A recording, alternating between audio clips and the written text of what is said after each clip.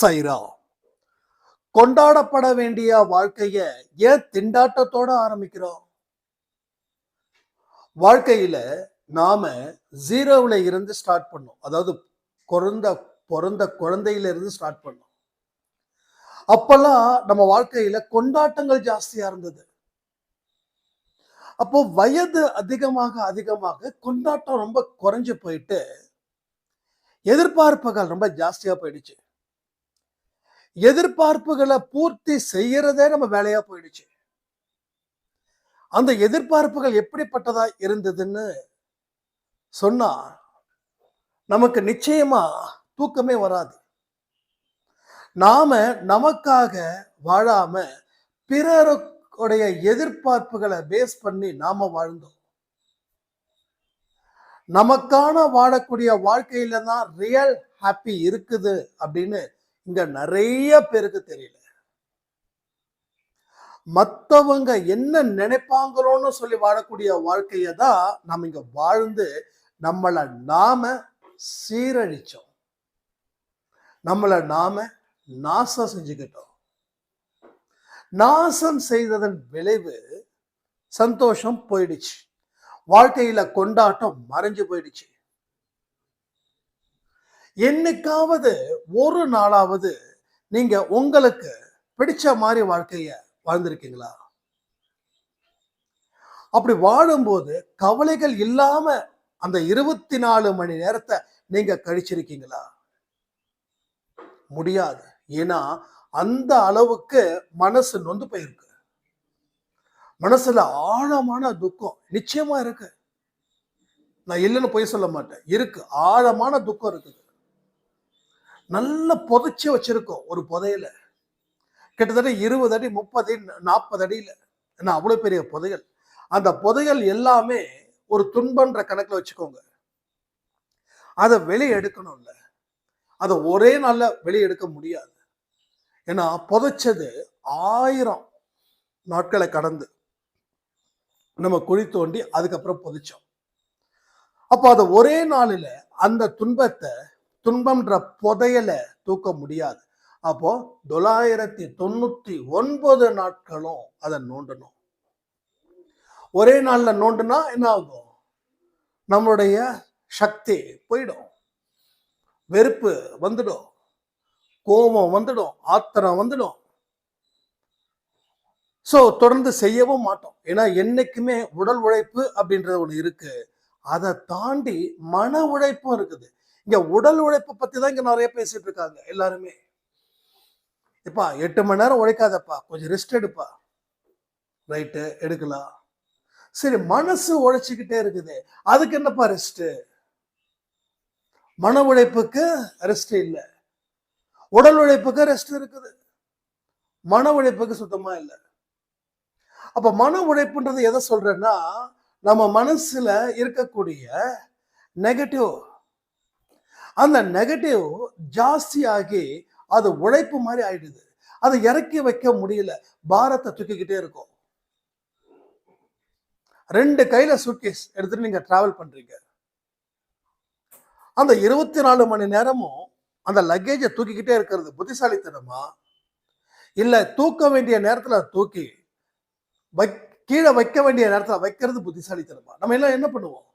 லக்கேஜை எடுக்கும் போது ஒரு இடத்துல இருந்து இன்னொரு இடத்துக்கு எடுக்கும் போது கையில வச்சுப்போம். அந்த இடம் வந்துட்டா எடுத்து ஓரமா வச்சு அதுக்கு ஒரு பாதுகாப்பு வைப்போம்.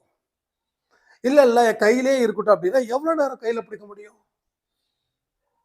அது போலதான் இங்க நாம மற்றவர்களுக்காக வாழும்போது துன்பங்களை மேலும் மேலும் அதிகரிச்சுக்கிட்டே இருக்கும். பாரம் குறையில, ஜாஸ்தி ஆகுது, அடிச்சு தள்ளுது பாரம். ஒரு நாட்டுக்குள்ள சுனாமி வந்து எப்படி அழிச்சுதோ அந்த சுனாமியோட 1000 மடங்கு இந்த பாரம். எவ்வளவுதான் தாங்கும் இதயம்? ஸோ வாழ்க்கையில கொண்டாட்டம் எங்கப்பா போச்சுன்னா, கொண்டாடியே பல நாட்கள் ஆகுதுன்னு சொல்றாங்க. சில பேர்கிட்ட கேள்விகள் கேட்கிறோம், எவ்வளவு நாளா, எத்தனை நாளுக்கு முன்னாடி நீங்க சந்தோஷமா இருந்தீங்கன்னா, அவங்க கேட்ட பதில வச்சு எனக்கு தலைய சுத்திடுச்சு. 30 வருஷத்துக்கு முன்னாடி சிரிச்சது, 20 வருஷத்துக்கு முன்னாடி சிரிச்சதுன்னு. அப்போ 30 வருஷத்துக்கு முன்னாடி சிரிச்சீங்கன்னா இப்ப சிரிக்கிறதுக்கே நீங்க மறந்து போயிருப்பீங்க. சுத்தமா மறந்துருப்பீங்க. இது இது இட்ஸ் a ட்ரூ. சில பேரோட ஃபேஸ் பார்த்தீங்கன்னா அப்படியே உர்ரு டர்ருன்னாவே இருக்கும். அவங்க முகத்துல ஒரு இயல்பான புன்னகை வர வைக்கிறதுக்கு போராடணும். இன்னைக்கு எல்லாருடைய முகத்திலையும் இயல்பான புன்னகையே இல்ல. என்னமோ சிரிக்கணுன்றதுக்காக சிரிக்கிறோம். எப்ப பார்த்தாலும் தொடர்ந்து அழுதுகிட்டே இருக்கும். அப்போ இதுல இருந்து கூட்டி கழிச்சு பார்த்தா நீங்க உங்களுக்காக வாழவே இல்லை. உங்களுடைய எதிர்பார்ப்புன்றது மற்றவர்களோட எதிர்பார்ப்பாவே மாறிடுச்சு. ஒரு சாய்ராம்கிட்ட கேட்டேன், உங்க திறமை என்னமான்னா, எனக்கு திறமை இருக்குதா என்னன்னு தெரியல, எனக்கு என்ன திறமை இருக்குன்னு என்கிட்ட எதிர்கேள்விகள் கேட்கிறாங்க. இந்த பதிலே ரொம்ப பாவமா இருக்குது. நம்மளை பத்தியே நம்ம தெரிஞ்சுக்கலன்னா மற்றவர்களை தெரிஞ்சு என்னத்தை நம்ம செய்ய போறோம்? இங்க பல பேருக்கு நம்மளுடைய ஷெட்யூலு, நம்மளுடைய பலம், நம்ம பலகீனம் தெரியாது. ஆனா நம்மளுடைய எதிரிகளோட பலத்தையும் பலகீனத்தையும் தெரிஞ்சு வச்சிருப்பாங்க. இதை தெரிஞ்சு வச்சதால ஒரு வகையில நல்லதுக்கு தான். ஆனா உங்க பலத்தை தெரிஞ்சுக்காம எதிரிகளோட பலத்தை தெரிஞ்சு வைக்கிறதால என்ன பலன்? ஃபார் எக்ஸாம்பிள், நம்ம அப்படிப்பட்ட ஆட்கள் இல்லை. எதிரிகளை அழிக்கணும், எதிரிகளை விட நாம வாழணும் அப்படின்னா உங்க பலத்தை நீங்க அதிகரிக்கணும் தானே. அப்ப எதிரிகளோட பலத்தை மட்டும் தெரிஞ்சு வச்சிருக்கீங்க, எதிரிகளோட பலகீனத்தை தெரிஞ்சு வச்சிருக்கீங்க. அப்போ உங்க பலத்தையும் உங்க பலகீனத்தையும் நீங்க என்னைக்காவது தெரிஞ்சு வச்சிருக்கீங்களா? சோ பலகீனத்தை நம்ம தெரிஞ்சு வச்சிருக்கலாம், பலத்தை தெரிஞ்சு வச்சிருக்கோமா? சொல்லுங்க. பலத்தை தெரிஞ்சு வச்சிருக்கோமா? இல்ல, பலகீனத்தை மட்டும்தான் தெரிஞ்சு வச்சிருக்கோம். சோ பலத்தை தெரிஞ்சு வச்சுக்கல. இதுதான் பெரிய பிரச்சனை. ஒரே விஷயத்த சொல்றேன், உங்களை மட்டும் ஃபோக்கஸ் பண்ணுங்க, உங்களை மட்டும் ஃபோக்கஸ் பண்ணுங்க, உங்களை மட்டும்தான் நீங்க ஃபோக்கஸ் பண்ணணும். இதுதான் சாயப்பா உங்களுக்கு கொடுக்கக்கூடிய ஒரு உபதேசம். அவர் சொல்றத கேட்கறதே இல்லை நம்மள. நம்ம அவர் சொல்றத கேட்டிருந்தா என்னைக்கோ வாழ்க்கையில அடுத்தவங்க முன்னாடி அவமானப்பட்டு இருக்க மாட்டோம். என்னைக்கோ வாழ்க்கையில யாருக்கிட்டையும் உதவிகள் கேட்டு இருக்க மாட்டோம். அவருடைய உபதேசத்தை நம்ம என்ன பண்ணோம், ஒரு பேப்பரா வச்சு கிழிச்சு அதை குப்பையில தூக்கி போட்டுட்டோம். இதுதான் உண்மை. சாயப்பாவை மதிக்கிறேன், கும்பிடுறேன், உயிருக்கு உயிரா நினைக்கிறேன், நினைச்சுக்கோங்க.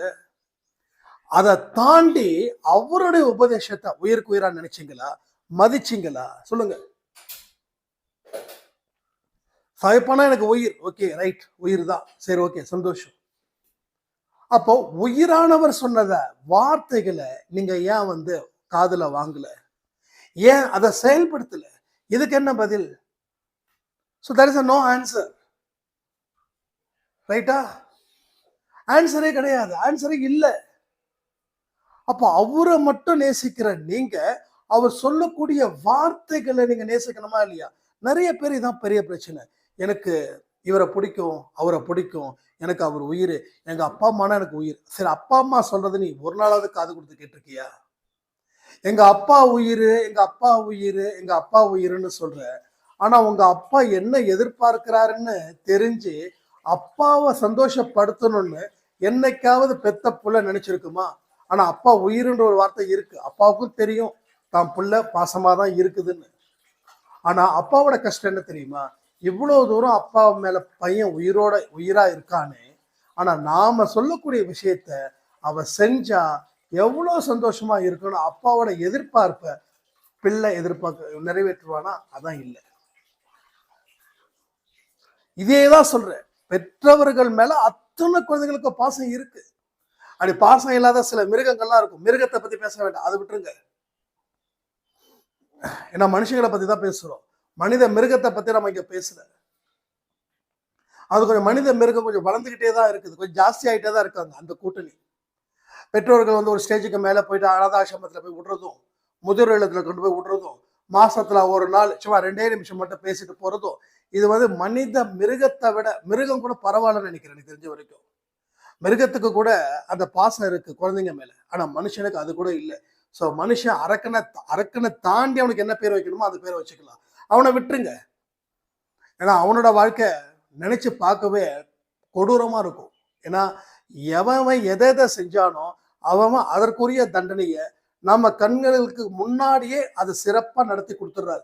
கடவுள்கிட்ட போய் என்னதான் கெஞ்சினாலும் நீ வாயை மூடுன்றாரு கடவுள். அவன் அவ்வளவு தூரம் பாவத்தை பண்ணியிருக்கான். அவன் பெற்றோர்களை கொண்டு போய் நடுத்தெருல நிறுத்தி வச்சிருக்கிறான். நீ அவனுக்காக பரிந்து பேசாத, உன் வேலையை பாடுறான்றார் கடவுள். இதெல்லாம் ரியல் ஃபேக்ட். நான் நிறைய விஷயத்த பார்த்துட்டு இருக்கேன். எத்தனையோ விஷயங்களை கேட்டுட்டு இருக்கேன். இன்னும் சிம்பிளா சொல்லணும்னா ஒரு விஷயம், ரொம்ப அதிர்ச்சி அளிக்கக்கூடிய விஷயம். ஒரு அம்மா தன்னுடைய மாமியாருக்கு, நல்லா கேட்டுக்கோங்க, ஒரு அம்மா தன்னோட மாமியாருக்கு பிச்சைக்காரவர்களுக்கு போடுறதை விட கேவலமா உங்களை ட்ரீட் பண்ணும். தன்னோட மாமியாருக்கு தனி தட்டு, தனி டம்ளர். அந்த அவங்க மாமியார் வீட்டுக்கு வெளியில வந்து உட்காருவாங்க. இவங்க வந்து அந்த சாப்பாடை போடணும். சாப்பாடு போடுற இடம் இருக்கு பாருங்க, கை, அந்த தட்டுக்கும் கைக்கும் இடைவெளி ஜாஸ்தி. வானத்துக்கும் பூமிக்கும் இருக்கிற இடைவெளி மாதிரி இதற்கு சொந்த மாமியார். அப்படிப்பட்ட ஒரு நிலையில அவங்க தன்னுடைய மாமியாரை ட்ரீட் பண்ணி, எந்த கை அவங்களுக்கு அந்த தானம், அதாவது சாப்பாடு போட்டு சொல்ல மாமியாருக்கு, அந்த கையே அவங்களுக்கு இல்லை. இது சாய்ப்பா மேல சத்தியமான வார்த்தைகள். நீங்களும் சொல்ற இது மாதிரி எந்த மனுஷனையாவது இப்படிப்பட்ட விஷயத்த செய்து சாயப்பாவை நான் வணங்குறேன்னீங்கன்னா, சாயப்பா உங்களுடைய வணக்கத்தையும் உங்களுடைய பிரார்த்தனையும் தூக்கி குப்பையில போட்டுருவார். உங்களுக்கு வேண்டிய தண்டனையை இந்த ஜென்மத்துல வாங்கி கொடுப்பார். இது எச்சரிக்கையா கூட வச்சுக்கோங்க. திரும்பவும் சொல்றேன், இந்த ஃபேமிலியில நமக்கு எந்த இடத்துலையும் எந்த பிரச்சனையும் வரக்கூடாது. எல்லோரும் சந்தோஷமா இருக்கணும். இந்த குடும்பம் சாயப்பாவல உருவாக்கப்பட்ட குடும்பம். இங்க இருக்கிற அத்தனை பேருக்கும் அதே அன்பு, அதே பாசம், அதே ஒழுக்கத்தோட நம்ம இணைஞ்சு நிக்கணும்ன்றதுதான் சாயப்பாட விருப்பம். அப்ப இந்த மனசுக்கு உட்பட்டு நாம பல விஷயங்களை செய்யணும். யாரையும் கேவலமா நினைக்க கூடாது. பெற்றோர்களையும் சரி, உறவுகளையும் சரி, பிடிக்கலையா கேவலப்படுத்தக்கூடாது. நம்ம கடமையை செய்யணும். ஏன்னா நான் சொல்றது எல்லாமே உண்மை. அதான் சில விஷயத்த சாயப்பா மேல கூட சத்தியம் பண்றேன். அந்த அம்மாவுக்கு கையே இல்லைன்னா யோசிச்சு பாருங்க எவ்வளவு பெரிய பாவத்தை அவங்க செஞ்சிருக்காங்க அப்படின்னு. சோ பாவம் செய்யறதுக்கு பயப்படணும். ஆனா இங்க பாவம் செய்யறது ரொம்ப ஜாலியா போயிடுச்சு. இப்போ தண்ணி அடிக்கலன்னா, என்னப்பா தண்ணி கூட அடிக்க தெரியாதா, நீ எல்லாம் வேஸ்ட்ன்னு ஏன் காது படவே என்கிட்ட பேசியிருக்காங்க. ஆனா வாழ்க்கையோட கடைசி காலத்துல யாரு வேஸ்ட் இல்லைன்னு அப்ப புரியுது. ஸோ நம்மளால எல்லாத்தையும் திருத்தவும் முடியாது. ஏன்னா சில பேர் திருந்தவும் முடியாது. அவங்க திருந்தலன்றதுக்காக நாம வந்து அவங்கள மாதிரியான தப்பான விஷயத்த செய்யவும் கூடாது இல்ல. இதுதானே நமக்கு கடவுள் இருக்கக்கூடிய கட்டளை. ஸோ நல்லா புரிஞ்சுக்கோங்க. எச்சரிக்கையாக தான் நம்ம நிறைய பேசிட்டு இருக்கோம். ஒரு சார் நம்ம சொன்னாங்க, ஒரு நெகட்டிவாவே டைட்டில்ஸ் இருக்கு ஏன் அப்படின்னு. நெகட்டிவா மனுஷங்க வாழ்றாங்களே அதை பத்தி கேட்காம நெகட்டிவா டைட்டில் ஏன் வைக்கிறீங்கன்னு நீங்க கேட்கறீங்கன்னா நான் அதுக்கு என்ன ஆன்சர் பண்ண முடியும்? ஸோ நெகட்டிவிட்டி ஜாஸ்தியா இருக்குது. ஒரு விஷயத்த நம்ம ஷேர் பண்றது கூட ஒரு மனசுக்கு பதட்டமான விஷயத்த தான் நம்ம ஷேர் பண்றோம். பேப்பர்ல கூடயோ இல்ல டிவி நியூஸ்ல கூட பாத்தீங்கன்னா பதப்பதைக்கக்கூடிய நியூஸ் தான் வருது. ஸோ நெகட்டிவாவே டோட்டலா போயாச்சு. நாம் என்ன சொல்றோம், பலாப்பழத்துல இருக்கிற தோல் தான் நம்ம டைட்டில். ஆனா அது உள்ள போகும்போது அந்த சொலை எப்படிப்பட்ட ஒரு ஒரு இனிப்பை வழங்கி நம்மளை சந்தோஷப்படுத்துதோ அது மாதிரிதான் எல்லா ஆடியோஸ்லயும் நாம சொல்லக்கூடியதா இருக்கு. அதனால உள்ள வந்து கேட்டு இதுல நாம என்ன திருத்திக்கணும்ன்றதை தான் நமக்கு பாடமா படிக்கிறோம். ஸோ நீங்க திருந்தணும், நாம திருந்தணும். நீங்க மட்டும் இல்லை, ஈவன் நானும். ஏன்னா நானும் நிறைய விஷயத்த கத்துக்கிட்டு தான் இருக்கேன். நான் உங்ககிட்ட பேசியே நான் என் வாழ்க்கையை மாத்திட்டு இருக்கேன். இதான் உண்மை. ஒரு விஷயத்த செய்யக்கூடாது அப்படின்னா அது எனக்கும் தான் பொருந்தும். ஏன்னா நானும் தான் டீச்சர், சாரி நானும் தான் ஸ்டூடெண்ட் இங்க. So we all are student. ஸோ யாருமே இங்க டீச்சர்ஸ் கிடையாது, யாருமே குரு இல்லை.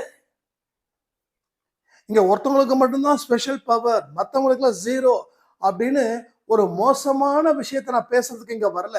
எல்லாருக்குமே ஈக்குவல் பவர்ஸ் கடவுள் கொடுத்திருக்காரு. எல்லாருமே கடவுளோட குழந்தைதான். உங்களால என்ன முடியுதோ அதான் என்னாலையும் முடியும். என்னால என்ன முடியுதோ அதான் உங்களால முடியும். எல்லா மனுஷங்களாலையும் முடியறதால நமக்கும் முடியும். ஸோ நம்மகிட்ட மட்டும்தான் ஒரு எக்ஸ்ட்ராடினரி இருக்குதுன்னு நினைக்காதீங்க. நான் தெரிஞ்சு வச்சிருக்கேன், நீங்களும் அதை தெரிஞ்சுக்கணும்னு சொல்றேன், அவ்வளவுதான். ஸோ இத நாம ரொம்ப தெளிவா என்னைக்குமே மனசுல ஆழமா விதைக்கணும். விதைக்கிறத வச்சுதான் நம்ம அறுவடை பண்ண முடியும். மேலோட்டமா வச்சு நாம அறுவடை செய்ய முடியாது. ஏன்னா உங்க வாழ்க்கையில நீங்க செய்ய வேண்டிய பல விஷயங்களை இப்ப வரைக்கும் செய்யாம இருக்கீங்க. நீங்க நிறுத்த வேண்டிய பாவத்தை இப்ப வரைக்கும் நிறுத்தாம இருக்கீங்க. அதனாலதான் வாழ்க்கையில கொண்டாட்டம் அப்படின்ற ஒரு விஷயம் இல்லாம திண்டாட்டமா போயிட்டே இருக்குது. இப்ப கூட சொல்றேன், கடவுளுக்கு பிடிச்ச குழந்தையா மாறினீங்கன்னா உங்க வாழ்க்கை மிகப்பெரிய ஒரு சக்தி வாய்ந்த வாழ்க்கையா மாறுன்னு சொல்லி இந்த பதிவை நான் முடிக்கிறேன். ஜெய் சாய்ராம்.